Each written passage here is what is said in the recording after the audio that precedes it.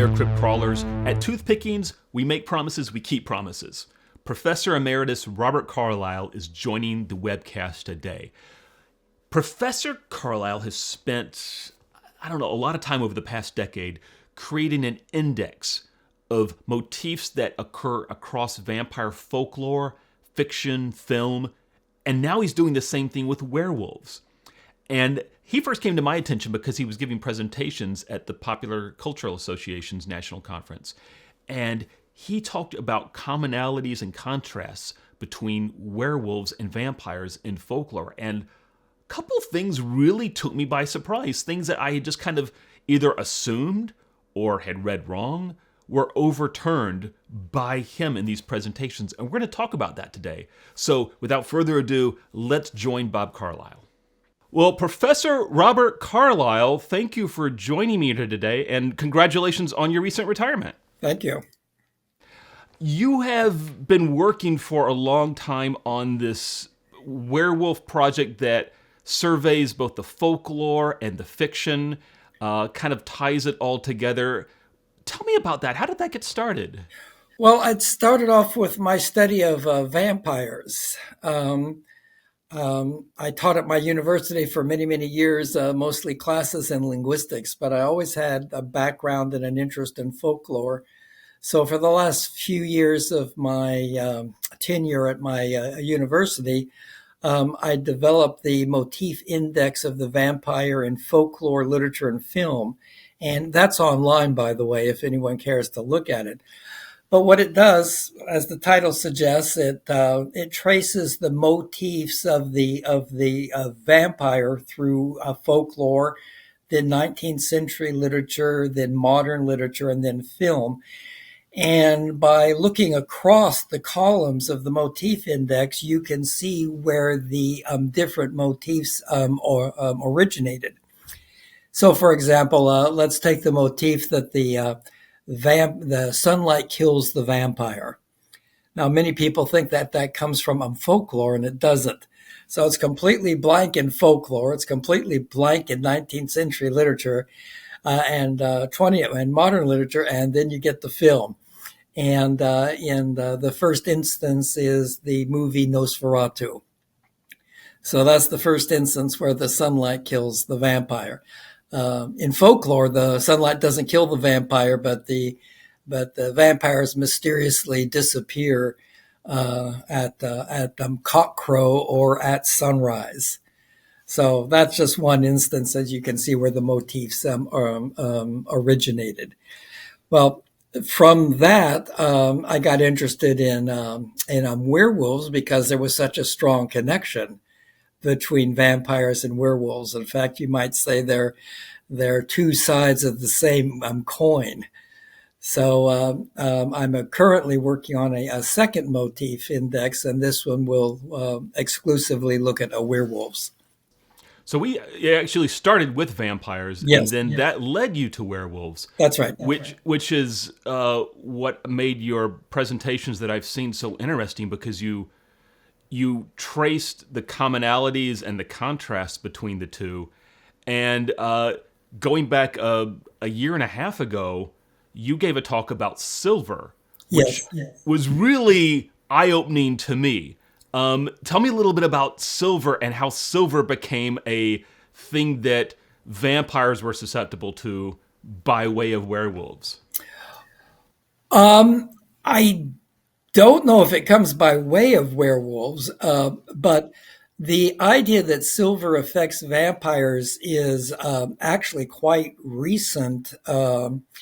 I couldn't find it anywhere in folklore, and it's not in 19th century literature either. The first instances are two short stories written in the 1930s. And then it became a little more common in more modern literature. And then it's become quite prevalent in the last 30 years in film. And so this is a very recent phenomenon. People associate silver with werewolves. And when I first did my motif index of vampires, I completely ignored silver as a possible motif, because in my own mind, just like most people, I always associated with vampires. And then as I started reading more and more, I said, oh, there's something going on here. So I did a little more digging and found that, yes, there's at least, I think there's at least 30 movies now where you can find silver affecting vampires. But let me be clear on this. So you're saying that silver did not affect werewolves first. That came later? Oh, no, let me go back. I didn't mention werewolves at all yet. So let's go back to just exclusively werewolves now. I found one instance of silver being used against werewolves, and it didn't kill them. There's a folk tale about two huntsmen that are out in the woods, and they see a werewolf. And one man takes two silver buttons off of his coat and puts it in his gun and shoots it over the head of the werewolf. And the werewolf magically transforms back into human form. But that's the only instance in folklore that I found of silver affecting werewolves. There's nothing that a silver bullet kills a werewolf in folklore, at least not that I've found. And it makes sense because so much of the folklore came from kind of poor rural areas. They didn't have silver lying around to really test that with. Yes, that might be one very good explanation for that. Even if you were digging up what you thought to be a vampire grave, who was going to spare their silver to try to kill that vampire? Uh-huh. I wouldn't have used my silver. I'd go get some wood out of the trees in the forest nearby. Yeah. So are we talking about werewolves or vampires again? I'm sorry. I'm going back and forth. Okay. Well, this channel's primarily interested in vampires, but I find that the intersection between the two of them so interesting, yes. Which is kind of what brought me to come to you and say, tell me about this overlap between these two mythologies. Yeah, I think you can say that my research has has evolved. I started with Motifs Index of Vampires. Then I went into the Motif Index of Werewolves. And then I found that there was so many commonalities that you could say that was my third area of investigation. And is that something that is currently ongoing even today? Yes. I'm probably going to write an article about this coming out in a little while. You mentioned my research in silver, and that's coming out in article form, Popular Culture Association. There's enough there for a full book. Yeah, there probably could be. Is the Motif Index available for people who are interested? Can they look it up somewhere? The Motif Index of Vampires is a free research source online, and they can find it easily just by looking at Vampire Motif Index or Motif Index of Vampires. That's a wonderful resource, and thank you for making that available to people. Okay, and the one I'm working on now about werewolves, that's an ongoing project, and I haven't yet decided whether I'm going to try to publish it or whether I'm going to enter it as another free research source. This seems like an astounding amount of stuff to read. Are you doing this all by yourself? Yes. Wow.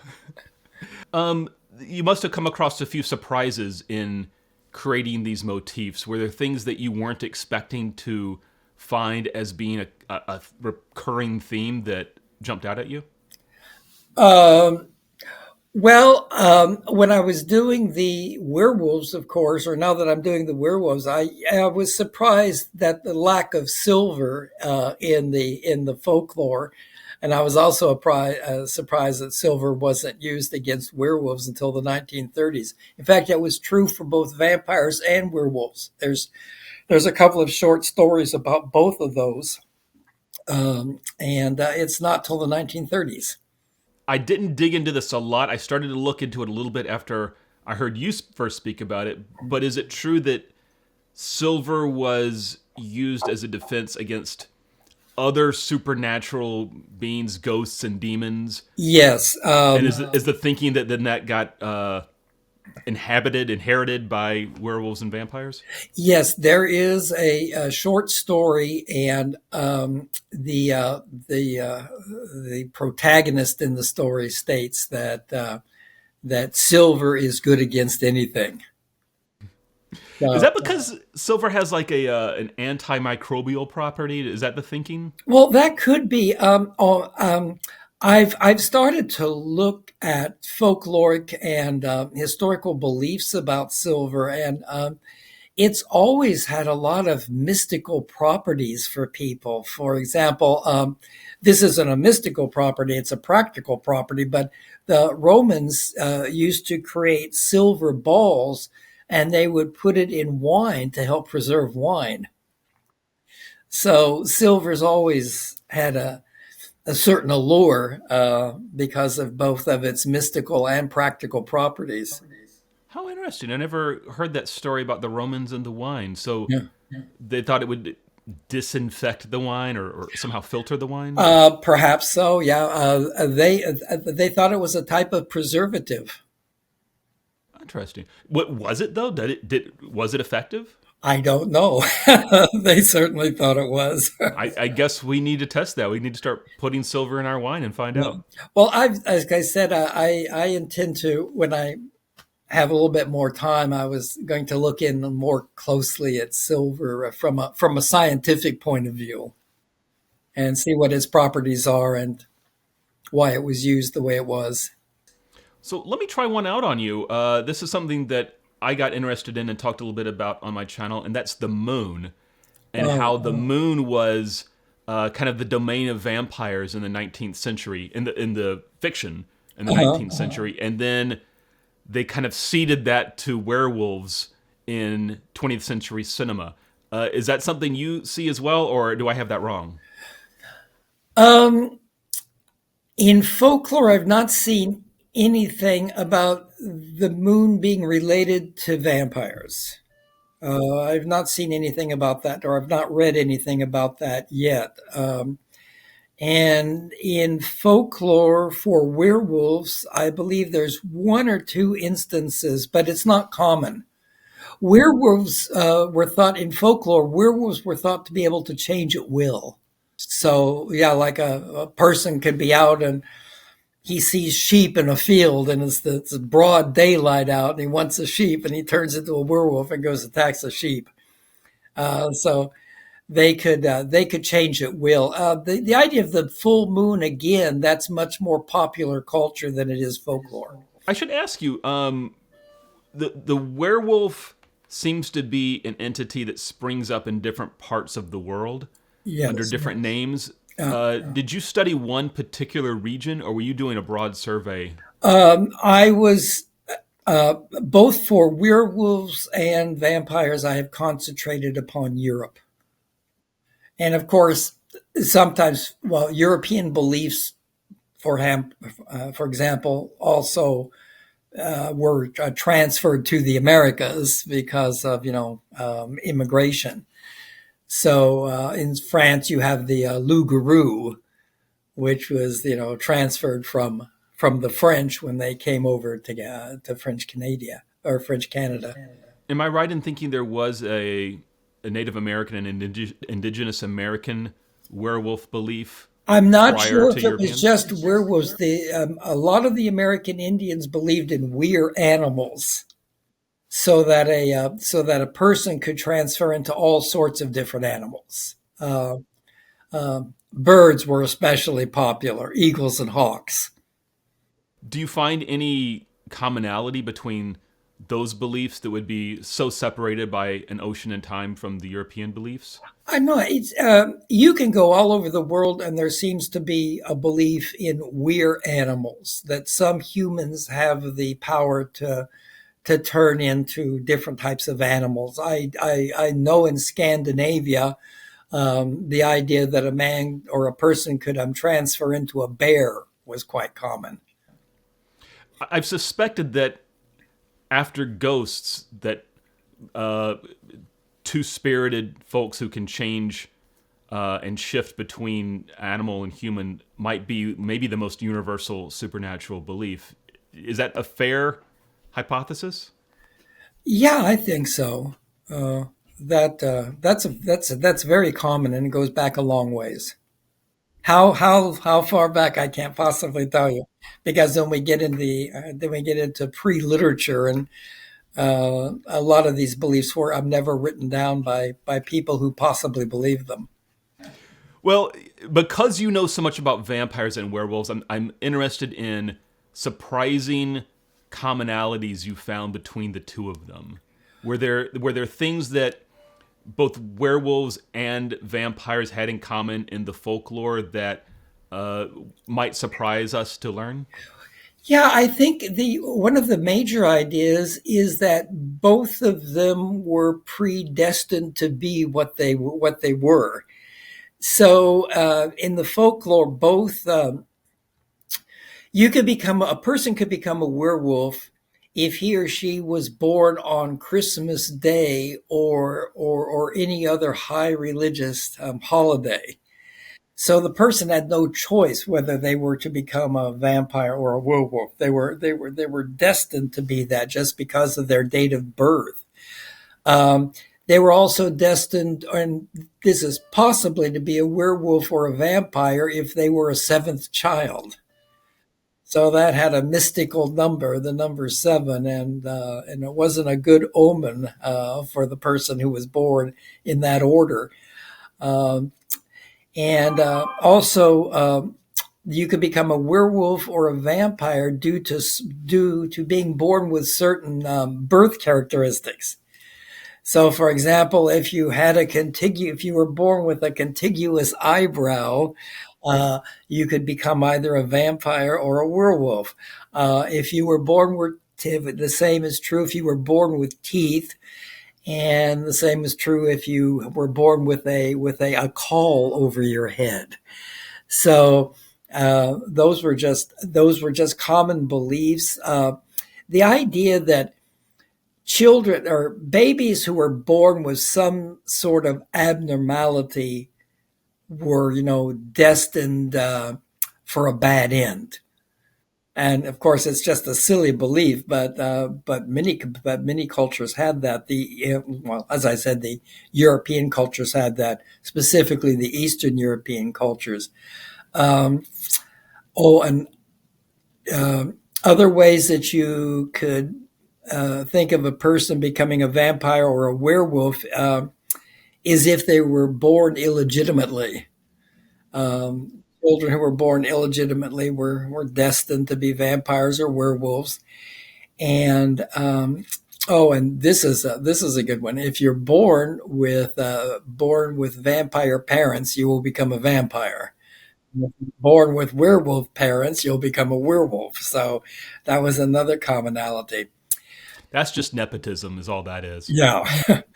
The other big one is religious violations. If you or religious transgressions, if you violated certain tenets of the church, as for example, not attending mass for a certain number of days, you could become a werewolf or a vampire. And that leads us to the idea, but of course, that has to be after death. No one transforms into a werewolf during life. They're either destined to be a werewolf, and therefore they will become a werewolf. But if they have a social or if they transgress socially or religiously, they could only become a werewolf after they died, which was probably the biggest surprise for me. We always think of the vampire as being the creature that arises from the dead, but it's also true for a werewolf. If you're I an am evil surprised to hear person, that. yeah, if you're an evil person during life, you can become a werewolf. Am surprised to hear that because I always considered vampires to be one of the undead Uh-huh. creatures that comes back after death, but werewolves not to be, Yes, something that was alive, flesh and yes. blood still. And I think most people would think just like that. In fact, I thought that too before I started to do this research. But That's one intriguing. of So in the folklore, werewolves would also be what we consider undead. Some, yes, the ones who violated social and religious norms could come back after they died as either vampires or a werewolves. Now, a lot of us probably think of vampirism and lycanthropy as being transferred between people. Is there a place for that in the folklore as well? Can you become a werewolf from a werewolf bite? Can you become a vampire from a vampire infecting you in the night or something like that? Okay, the two are different according to my research. You In the folklore, vampires could make other people vampires. You could be bitten by a vampire and become a vampire yourself. I didn't find that to be true for werewolves in the folklore. The idea that you become a werewolf by being bitten by a werewolf is a much more current belief, and I believe that arose in 19th century literature as well. And then of course it's ubiquitous in modern film and modern literature. In fact, that's the primary way. In fact, a lot of the folklore beliefs get lost in popular culture. So yeah, And sometimes you see echoes of them in the fiction. You know, the writer will want to incorporate some yeah, of that, but it's not always apples to apples. no, no. One of my favorite motifs about vampires, about the relationship between vampires and werewolves, is that if you're a werewolf during life, you become a vampire after death. And I've heard that one. Yeah, you get to be a little of both. yeah, yeah. Then that was a common belief in folklore, but it's interesting. That's one of the more interesting folkloric beliefs, but it's very uncommon in film and literature. There's two. There's two short stories in the first half of the 20th century that has that motif, or that have that motif.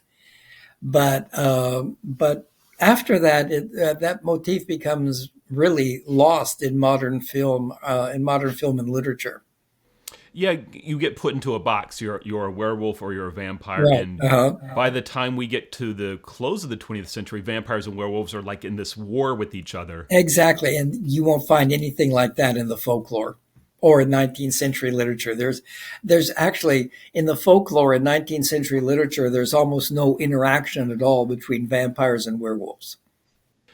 That was going to be my next question: was is there any geographical overlap, or in one community, if they believe in werewolves, is there no vampire belief there versus next door maybe they all think about vampires but they don't have a werewolf tradition? Oh no, there's definitely cultures, especially in Eastern Europe, where there's a relationship where they have both vampires and werewolves in their folklore, and it's interesting.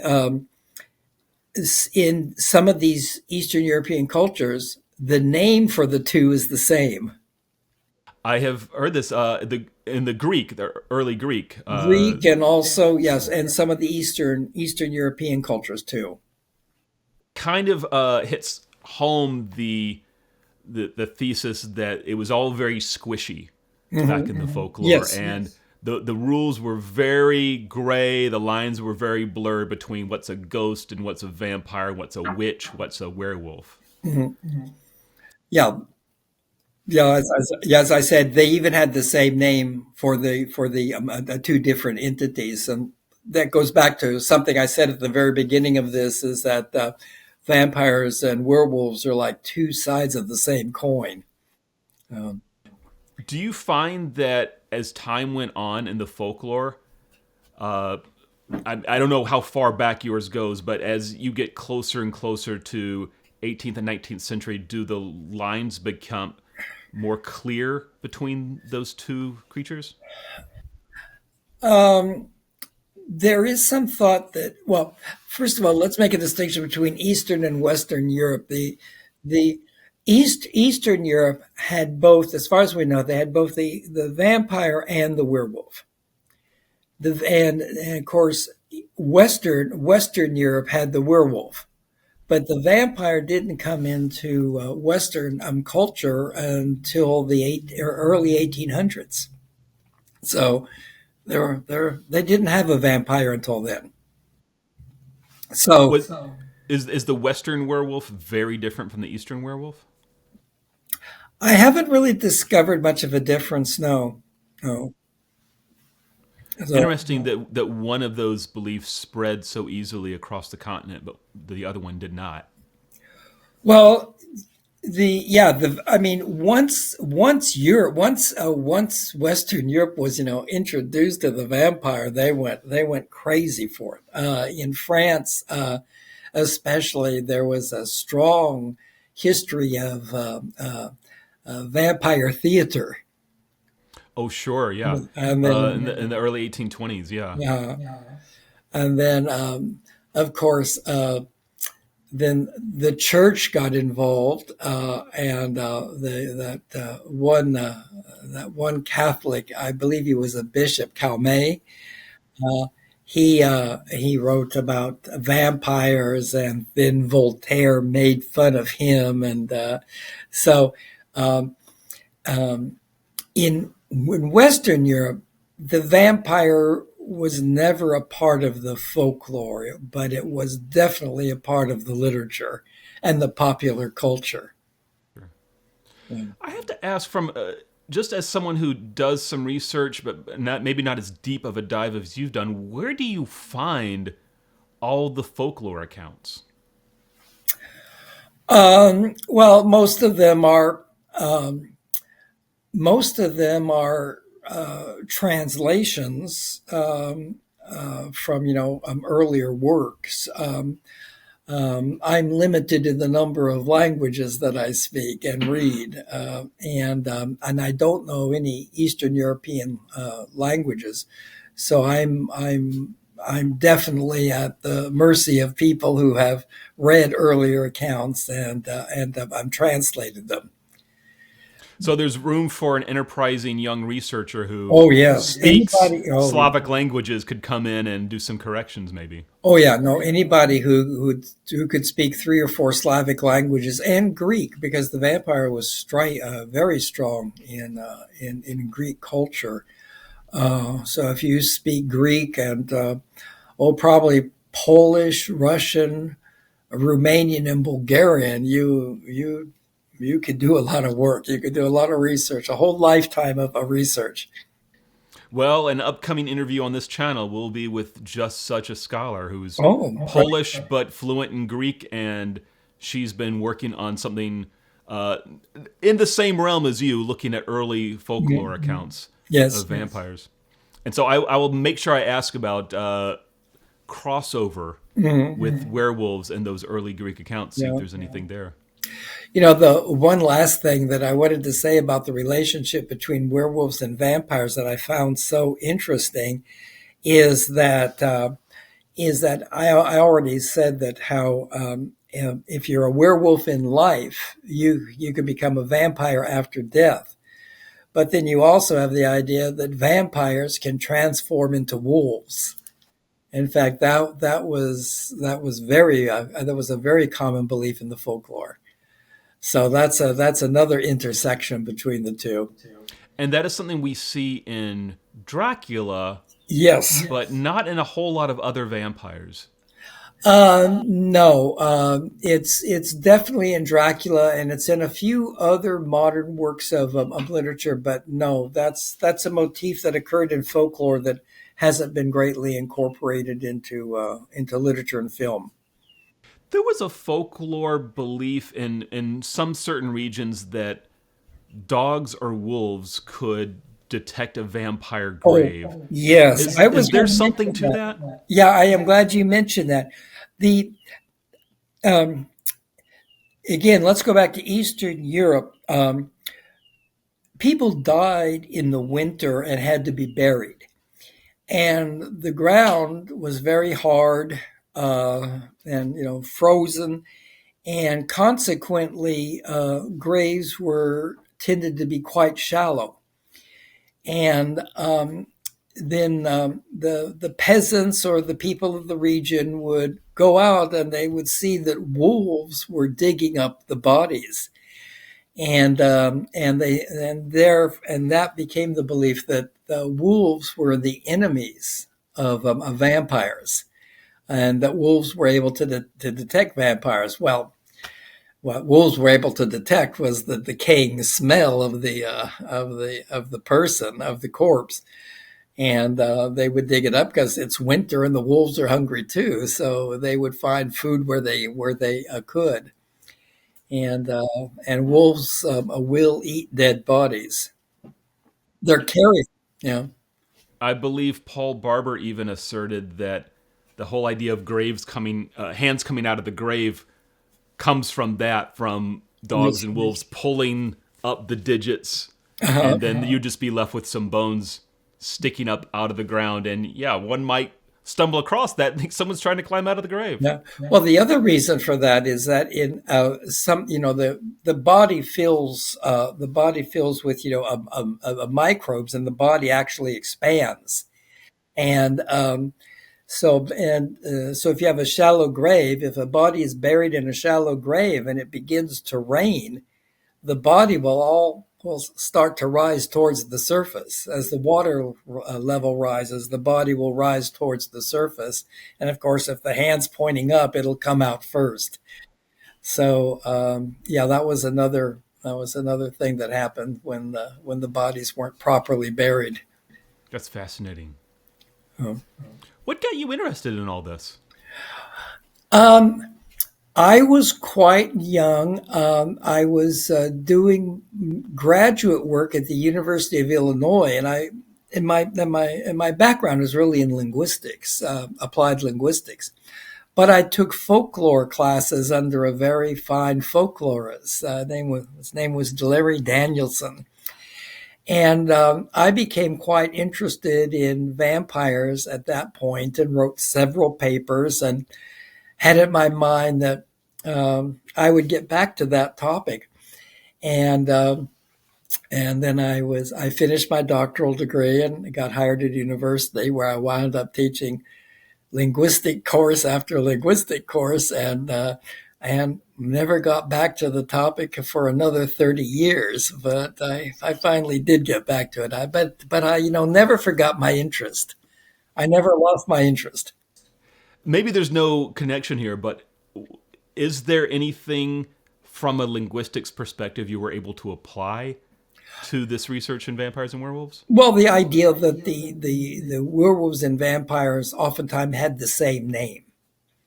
It's very interesting. In Western Europe, as I said, in Western Europe, there was a long history of a belief in werewolves, but the vampire is fairly recent, at the beginning of the 18th century. So in Western Europe, the two are clearly distinguished.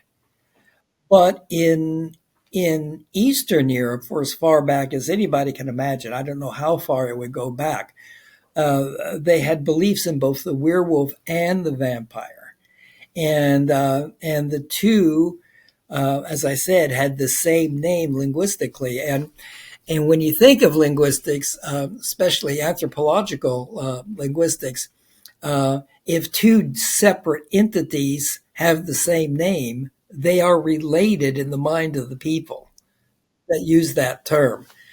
So the vampire and werewolf were very did have a very strong intersection in Eastern Europe, but not in Western Europe. And somehow that's persisted through pop culture, even though we now have different words for them. We still associate those two creatures very closely. In modern film and literature, they seem to be quite distinct to me, anyway. Well, The I don't mean that they share features necessarily, but when we start thinking about monster films, we think about vampire films, werewolf films, Frankenstein films, mummy films, kind of all in one box with separate compartments, but all kind of sharing one Oh, I space. understand what you're asking me. Yeah, of course. You can go back to the Abbott and Costello movies. Oh, sure, yeah. Yeah, you've got the werewolf, the vampire, Frankenstein, all wrapped up in the same film. Yeah, they were And all. I think Invisible Man even makes a cameo at the very end of that one. Oh, that's right. Yes, I'd forgotten that. Yes, you're right, though. Yes. Yeah, yeah. So there was this general term monsters, and the vampire and the werewolf and the mummy would all fit in those. Well, I've taken a lot of your time, Professor Carlisle. Thank you so much for sharing this with us. Tell us one more time, for anyone who's interested, where can they go to look up your vampire motif index? Okay, well, I have a website, and the motif index has a link from my website, so you can go just to my name, Robert Carlisle, and you can find it, or you can look up Motif Index of Vampires, and you'll find it that way too. All right. Well, I And will use that's a all free- my Googling resources to get that link, and I'll try to put that in the comments down below this video so that it'll be a little easier for people to find. Okay, great. All right. Thank you for your time, sir. Okay, thank you. I appreciate it. Thank you again, Bob Carlisle. Really appreciate your time.